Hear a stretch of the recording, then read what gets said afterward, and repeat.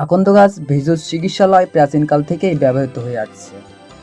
ব্যথা উপশমে, হাড়ের জয়েন্ট ব্যথা বা বাতের ব্যথা কমাতে আকন্দ পাতা দারুণ কাজ করে। পাতাটি গরম করে ব্যথার স্থানে সেক দিলে দ্রুত আরাম পাওয়া যায়। হাঁপানি, শ্বাসকষ্ট, আকন্দ ফুলের কোনো বিকল্প নেই। চর্মরোগ নিরাময় করে এই আকন্দ গাছ। দাউদ বা চুলকানির মতো সমস্যা আকন্দের আঠা বা কষ ব্যবহার করা হয়। এটি একটি কাঁটাযুক্ত গ্লুম জাতীয় উদ্ভিদ।